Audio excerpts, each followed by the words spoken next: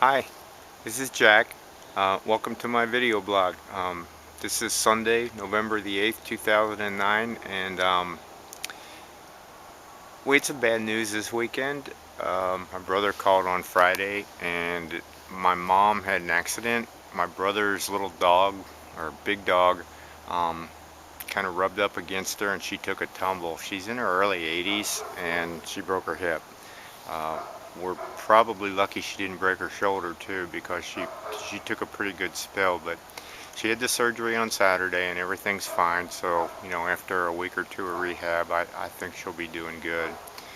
So anyway, I told BJ about it, and he was concerned, and I didn't think any more about it. So then this morning I woke up, and you know we did our morning process, and I got him dressed, put him out on the deck where he hangs out and works crossword puzzles and smokes for most of the day.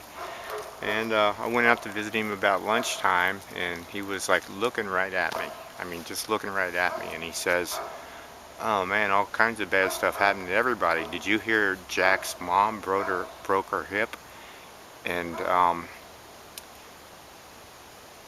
I try not to do this, but I'm kind of excitable, and I immediately went, "But I'm Jack!" And then I start, which freaks him out. I mean, when you shouldn't be correcting someone with dementia, you should let them have their reality, and correcting them really doesn't do any good. And I'm trying to stop it, but it's just it's just so shocking, you know, when another uh, symptom or behavior exhibits itself. I mean, I've been saying for years that I'm being happy to take care of BJ for as long as he recognizes me.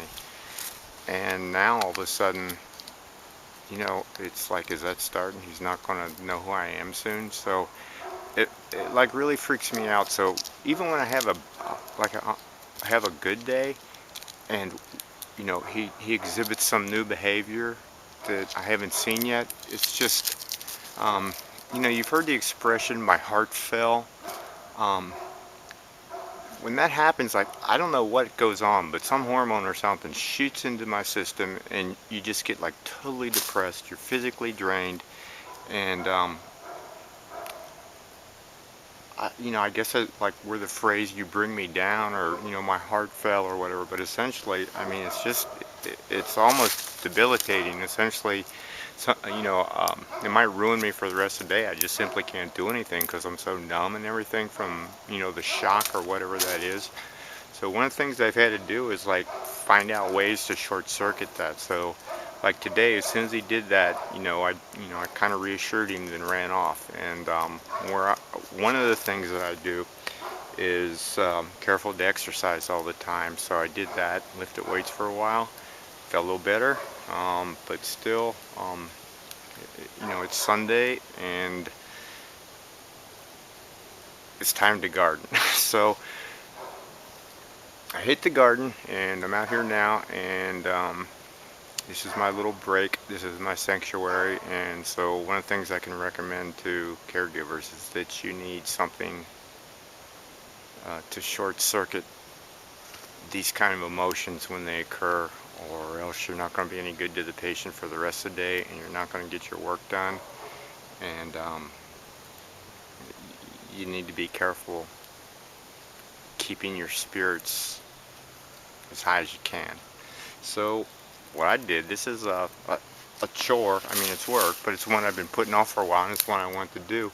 And it's I have these little palms out here, and they're called Camerdoria radicalis, and they're little short palm. They're little palms that only grow about 3 feet high, and they grow in the shade, and they can take dry shade, and they're just wonderful. I use them for ground cover, and I put them in, stick them in under the trees and stuff where they can survive. So they set seed about every year, and the seed's really easy to germinate. So what I'm going to do today is I'm going to plant some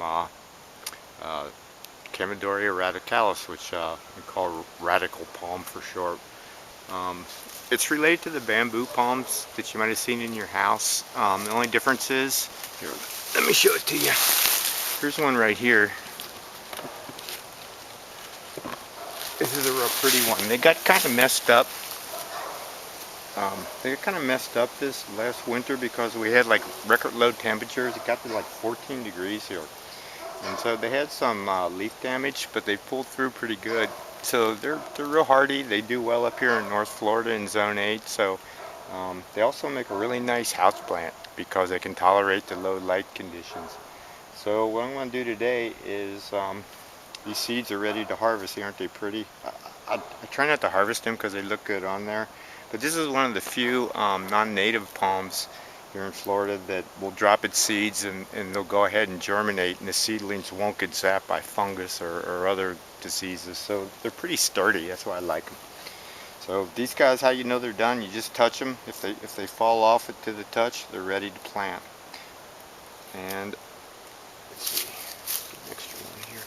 And a lot of the experts recommend when you're doing the palm seeds, like they're actually probably not great to touch, like especially if you break the skin, because a lot of palm seeds have corrosive compounds in them, like oxalic acid. So I found out though you don't need to clean them. So to me, gardening should be as easy as possible, and you don't make rules for yourself and something that's really involved. Yeah, it's probably be better to, you know, clean the fleshy part off and sterilize the seeds and all that. But on this one, it's just not necessary, so I just throw them in a pot. Since I'm kind of impatient waiting for seeds to germinate, another thing I do, get that down there, I patrol along the dirt where they grow, and we'll find seedlings that are already started for me. And there's a bunch of them right here. And one of the things that's nice is, I put that here. Well, it's not nice, but the moles dig up a lot around here, so the dirt's real loose. So I found some here, and there's some monkey grass here that I'm going to pull out so I can get to the palms and not mess up their roots.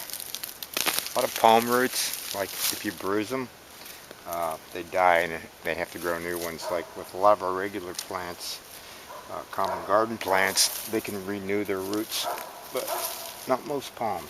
So here's one right here. Look at that, one's nice. Now all I gotta do is put them in a pot with my seeds. Okay, all we have to do is plant our palms. Just stick a few in there. And this one in here.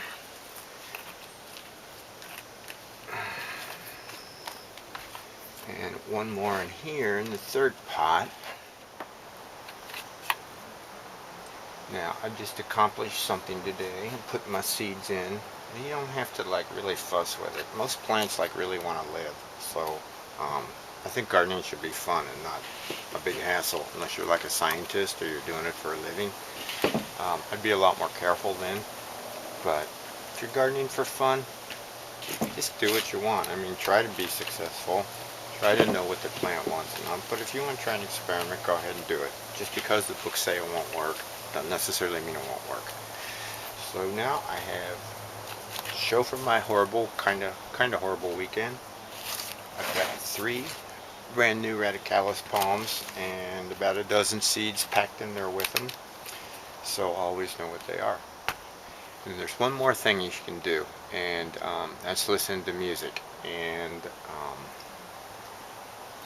it's good for you, it's good for the patient. So if you really get down or something's messing up,